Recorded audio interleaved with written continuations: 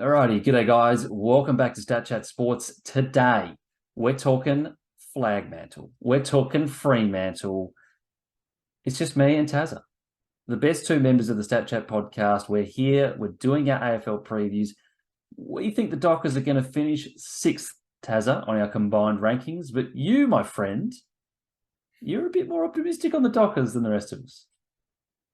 Yeah, so I was the only one who went game by game, every single game of the Oh, here we AFL go. 2023 season, Here we go. and I've got them finishing second. It's a big jump. Unbelievable. It's a big leap. But I think Freo are nigh on unbeatable at home. I think they're going to win all, if not, they're going to win the vast majority of their games at home. Put your money where your mouth is. Are Freo going to go undefeated at Optus during the home and away season? Oh, say undefeated. I reckon they won't lose more than once. They're going to lose Optus. once all season at Optus. I reckon they'll lose once. I like that. Put your money where your mouth is. Done. Tazza, big calls early in the episode. I like it. Yeah, no, I really do like this team. I mean, to me, they've got the best young engine room. This is still a reasonably young team all over the park. There are pieces, there are aging pieces, but the core, there is a very good young core in this team. And that's why I'm so optimistic about this team. This is the third least experienced team in the AFL this season. I mean, obviously, losing Mundy certainly brings that down a lot, as well as a number of their other off-season departures. But like I said, really young team, but they have got some really good pieces all across the park. Let's talk a little bit about the off-season, because they were major players in trade period, and they did a lot of wheeling and dealing.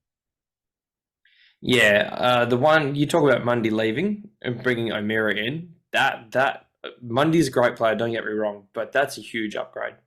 O'Meara is one. We talk about this as a young team. He brings leadership. He is a gun midfielder on his day, and I think he's a like for like replacement for Mundy. What he can offer the rest of those midfielders, the Sarongs, the Brayshaws of that team, and guys like Matt Johnson coming through. He's gonna factor at some point this year. So just what he's gonna offer is huge. But then obviously we get to the big name here, Luke Jackson. Jacko. And this is an interesting one for me, because I think he is. I'm not saying he's the cure, but I think he spends a lot more time forward than he probably planned on spending. We seen, especially, I mean, it's match them, whatever, but Sean Darcy spent a lot of time rucking. I think there was he did roughly 75 to 80% of the rucking. And that makes sense. That makes sense to me. I mean, if you just look at, you've got two of the best young ruckmen in the same team. And I think Jackson's a much better forward prospect than Darcy is. Jackson's a lot more mobile. But is Jackson an out-and-out forward, though? That's my biggest problem. I think Jackson can be anything, but right now, he's not exactly what Fremantle need, in my opinion, right as he is right now. No. I think Matt Tabbin is still good enough to be. I'm not saying he's a gun forward, but I think he's good enough to be that number one forward, given he's got support and other targets to kind of take some space and just distract other defenders. My mind is in the clouds. I can't think of the words, but I think along with Taberner and Jackson, I'm going to get to another talking point we've got here. Nat Fyfe. Yeah. He is exclusively forward. He's not playing midfield. He's a break a glass in case of emergency kind of guy. That's what Nat Fyfe is this season in terms of the midfield. Nat Fyfe. He is a bona fide forward, and I think he will figure it out. He spent the preseason with the forwards. He knows what he's doing. He knows what he needs to do. I think he is, along with Jackson, They can spread the play a little bit for Matt Taberner, and I think this forward line can work. Look, I'm going to be honest. I love the move of Fyfe forward. I think we spoke about this a lot on the podcast last year, that he was in our team. He was injured, obviously, but he just unsettled the balance a little bit in that midfield. And if he gets his goal kicking right, he adds a lot as a forward. He adds a lot as a forward. I think first preseason game against the Crows, he kicked 3, but I think he had a lot more shots than that. I think this is the right move, honestly. And you add him, and like you said, you've got Tab the Crab up the field. Jackson still trying to find his feet really as a out and out key forward, but like you said, he's going to play a lot of time down forward. And Fyfe, I think that's a really good mix. Don't forget Jai Amos. I mean, the man that won them the final last year as well. This is a guy that I think he's going to get some first team footy as well this year. Yeah, all of a sudden we've got 4 guys there who we haven't even started talking about the small forwards. So I think the forward mix is fine. I mean, yeah, you look at Tabner as your number 1, and it probably lacks. It's not a Kerner or it's not a Mackay. I get that, but I think there are definitely enough pieces along with the rest of the team that they can get it. When I say they can get this done, I think they'll factor close to the pointy end at the end of the season. Tazza, we did our Carlton team preview 2 days ago on this channel. We had them finishing 7th. If you haven't seen it, go and check it out and then come back to this video straight away. My question for you is, in that video, I said by the end of the year, Carlton would have the best forward line in the competition. Am I dead wrong? Is this the best forward line in the competition? I don't know if it's the best forward line in the competition. I mean, everyone looks at Freo and thinks it's the weakness, but I don't think it's the weakness. I think people are sleeping on it, definitely. People are definitely sleeping on this forward line. I think too many people just remember Matt Taberner as Matt Crabiner. It's, when he just could not kick straight. He was in his own head. But I think he is a lot better than we've kind of come to know. And very fun fact about Tab the Crab, 2020 made the All-Australian squad of 40. He's actually not that shabby. Yeah. So I don't know where the holes are in this team. There's one I could probably point out, and that's off the back of losing Griffin Logue. Centre half back. It's a very crucial position. Logue filled it perfectly and pinch hit forward when they needed the bigger bodies. But I think Brennan Cox is more than capable of filling that. He's had some injury troubles. Wow, come on. What did he do? He was on a skateboard. Old Tony Hawk Cox. I mean, come on, mate. You're better than that. Yeah, when you're about to play centre half back for a premiership fancy team, come on. Like, you've got to think a bit clearer than that, I think. And it's a bit of a dunce move, but Coxie's no scrub either. Mm-hmm. He made the All-Australian 40 last year too. I mean, this is a really good backline. Really good backline. This is what I mean. Like, you've got them finishing 8th. So I don't know what you're thinking. Would you like me to justify myself a little bit for you, Tazza? Please enlighten me. I predict a little bit of regression from Fremantle. They had obviously a better draw than you'd expect a final team to have last year, because they rose up into the 8. Having won a final, they've got a top 6 draw. So they have a bit more of a difficult draw.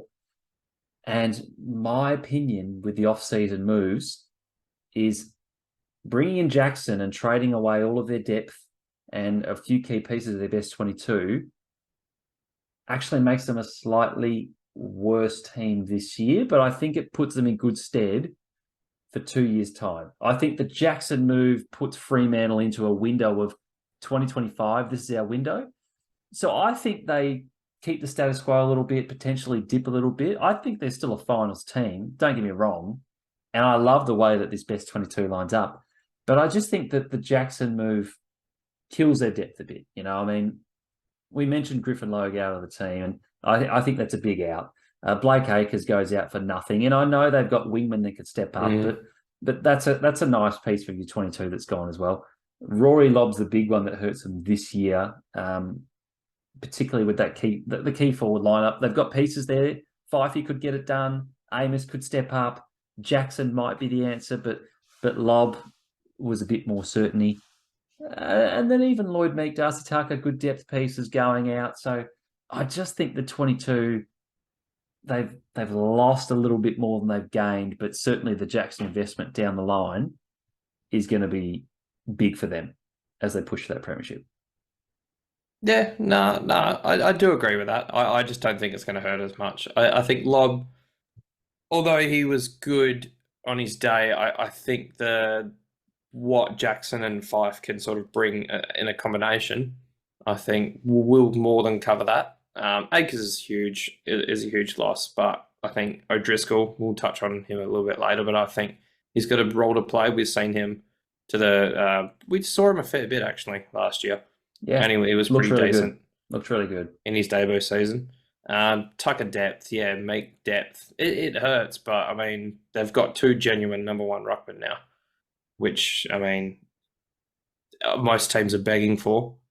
So, yeah, I mean, I see where you're coming from, but I just think they're on the up and up. I think the growth that they're organically going to get from a lot of their players, they're young players. This is a young team, so they're going to develop. I can't see why they're going to regress. Yeah, and you could argue, you could see the memorabilia over my left shoulder. You could argue that I'm just a bit of Twisted Eagle supporter. But honestly, I think this is a good team. I think this is a finals team, and I'm excited about where Freo's going over the next couple of years. I think they're certainly on the right track. So don't get me wrong. This is not a slight on this team.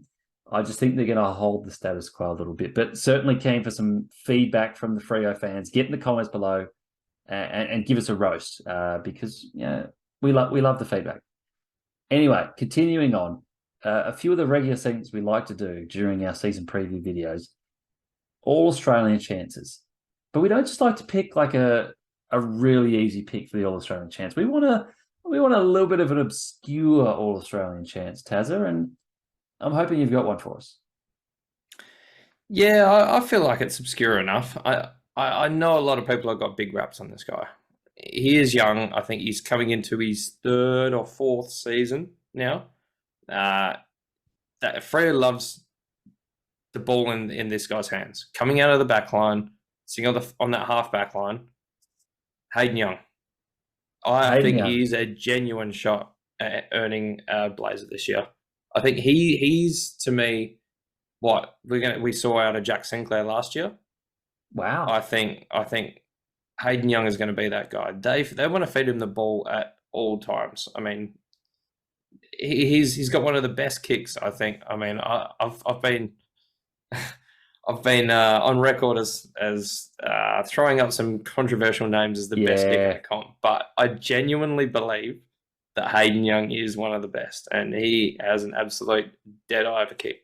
I love this call, and I love that you've gone so bold to not even making your breakout. You've just gone straight to all Australian pick. I think it's ballsy, and I like it, Tazza. Also loved your pun as well. You called Hayden Young, and that is terrific in my eyes. So appreciating the respect on that. But yeah, top 10 draft pick. He's 22. He's turning 23? No, he's turning 22. So this is a guy. This is a guy that is ready to break out and get an Australian Guernsey. I like it. Speaking of breakout players, because that's our next segment. We're looking for a breakout player not named Hayden Young. He's going to take his game to another level this year. It's going to step up, and I think the Dockers need some of the young players to go from good to great. So I have two guys in kind of two different brackets. I've already spoken about them both in different aspects. I'll start with the first one that probably not going to go into too much detail about, but Matt Johnson. I did say that there's probably, obviously, a mirror is the replacement for Mundy, but they're going to need a little bit more youth. They've already got Sarong and Brayshaw, but they've got a top 20 pick sitting there I'm pretty sure he's top 20, or he's very close to it. Matt Johnson sitting there. From all the reports, they really like what he's been doing in the middle. He's put some size on. He was a skinny lad, but he's put some size on, and he looks ready to take a rotation midfield spot in that side. So he's not going to set the world alight, but I think we are going to see the best of him. this year. But my breakout player, I've already spoken about, is Nathan O'Driscoll. I think with that wing spot, you could float maybe Jordan Clark takes it. Aisha's got one wing locked up. I think you could have Liam Henry there possibly. He's another guy that has spent time there. But I think this is the guy. I think this is the guy they want there. They obviously they debuted him last season. He was kicking goals too. I think he was working Yeah. well up the ground, and that's the weapon he has. That O'Driscoll pocket that he's got there it's quite good. I love to watch him. Sticks in the vortex and brings it home. Absolutely. Yeah, absolutely. And he's got some dash. So I reckon he's going to be he'll cement himself in that best 22 come the end of the year. Yeah, I like that shout. And goal kicking, running player, averaged almost a goal a game from his 12 matches last year, O'Driscoll. So I like the call. Is still coming back from a foot injury though. So that's my biggest issue with him. I see Clark and Aish starting the year on the wings and O'Driscoll trying to find his way back into the team. But yeah, certainly one. I think he's got enough to do it. He's the best 22 player as far as I'm concerned. He's a really good piece of that Freo lineup. So looking for him to get in there once he gets back to full fitness. It's a good shout. Now, here's where we really sort out the wheat from the chaff. We're talking under the pump, right? And I don't just want you to go a real boring, basic pick, right? I want you to pick someone that's under the pump, and I want a really nice, obscure reason as to why they're under the pump. Have you got that, or you're gonna keep it real vanilla? No, I think this is one that you're probably not going to see coming. It's not often we talk about a Brownlow medalist being under the pump. Oh, yes. But it's Nat Fyfe. We are talking about a dual Brownlow medalist here. This is the thing, but this is a new lease on life for him. Well, he's being repurposed. Probably is the better way to word it. This isn't his bread and butter midfield. This isn't his ball winning ability. This is him being repurposed as a bullocking forward. We have talked about how Rory Lobb leaving probably opens maybe a hole that needs to be filled in that Freo forward line. They've got Luke Jackson, but Nat Fyfe can bring something else to that forward line. But he's going to need to kick 30 goals, I think, if this is to be a success. And I mean, the fact that he's been kicked. We've got a dual Brownlow medalist as a midfielder being kicked out of the midfield. That if that doesn't say under the pump, I don't know what is. Yeah, I love the call, and I love the move of Fyfe forward as well. I'm not going to lie, we've been pushing for this for a little while. I think that he could be like an All-Australian squad of 40 member as a straight out and out forward. And if he gets the games together, if he has a good run of games, if he plays more than 15 games this year, it's a really good return from Fyfe. Question in the comments below. If you've watched this whole video, I'd love for you to respond to this. How many goals for Nat Fyfe this season? You said 30. Over or under 30 goals for the season? That's what I'd like to see in the comments below, because I think it's a really good question. And I think you're right. It's going to have a major impact on how Freo go this year. There aren't many guys that are going to run with him and his marking ability overhead. And his spring out of, say, if you put the ball in front of Nat Fyfe, if he gets his patterns right, good luck stopping him. He's a big body. He can take it. He can take a pack mark. We've seen him jump, just take contested marks. He's got a strong set of hands on him. It's the kicking. We just need to see a straight kick. There's been no question about the rest of his game, but it's just if he can figure out how to kick straight, if he's kicking at 60%, 70%, that'll go a long way to seeing these guys at the pointy end. I think best case scenario, the output you get from Fyfe this year, I see as like Jake the Snake Stringer, the package at his absolute best. Like when he was fit and firing. He kicked like 40. Yeah. I see Fyfe having that sort of an impact if his body stays right and if he finds his groove in the forward line, I don't think that's a stretch. I see this as a really positive move for Fyfe and for Freo. So it's such a luxury to be able to put a guy like that up there. I mean, it just shows like how deep their midfield is that they can go and chuck a dual Brownlow medalist in the forward line and run him out of the well, you're probably running him out of somewhere. It's not half forward because that's Taverner's role. He could, but I think he needs to be a stay-at-home forward. He does. He needs to play deep. So I'm really excited to see that. I think Freo is a really exciting team this year. I think definitely a finals team. There might be a slight slide. There might be a slight increase if you agree with Tazza. Let us know in the comments below. Freo, certainly an exciting team to watch in 2023.